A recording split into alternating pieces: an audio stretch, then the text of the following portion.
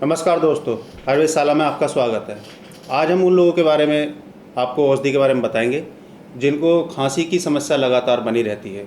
यहाँ तक कि जिनको टीबी की भी शिकायत रहती है, काली खांसी की शिकायत है या किसी भी प्रकार की खांसी हो, गीली खांसी या सूखी खांसी।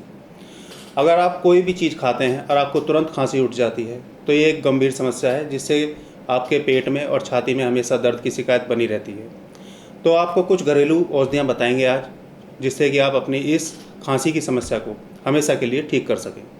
दोस्तों, आप जो औषधियाँ देख रहे हैं ये सभी प्रकार की खांसियों में उपयोग किया जाता है। इसका आपको लेना क्या है, बड़ी हरड़ 50 ग्राम, आपको ये काली मिर्च लेनी है, यह भी आपको 50 ग्राम की क्वांटिटी में लेनी है।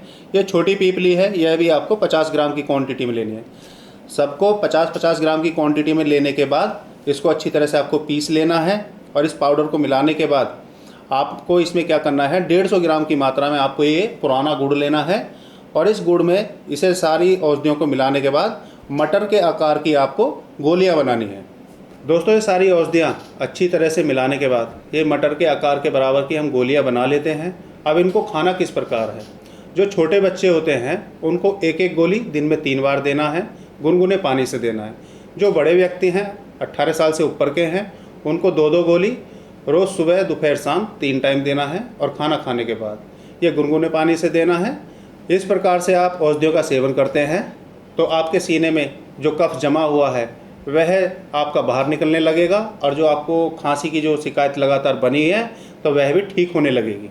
जितना ही ये कफ वाली खांसी पे फ़ायदा करता है उतना ही ये सूखी खांसी और काली खांसी में भी फ़ायदा करता है। और इसके अलावा जिनको टीबी से संबंधित जो खांसी की शिकायत लगातार बनी रहती है उसमें भी ये बहुत फ़ायदा करती है। जिसको सांस से संबंधित या जैसे दमा जैसे रोग हैं तो उसमें भी आपको बहुत ही फ़ायदा मिलेगा।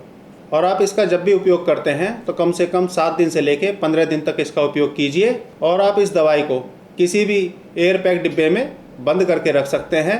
ये काफ़ी लंबे समय तक सुरक्षित रहती है, ख़राब नहीं होती है। दोस्तों, अगर आपको कोई भी सवाल हमसे पूछना है तो कमेंट करके आप पूछ सकते हैं। हमारा वीडियो आपको अच्छा लगा है तो इसे लाइक कीजिए और शेयर ज़रूर कीजिए। अगला वीडियो देखने के लिए बेल आइकन का बटन जरूर दबाएं। हमारे चैनल को सब्सक्राइब करें क्योंकि आयुर्वेदशाला है आयुर्वेद की पाठशाला। नमस्कार।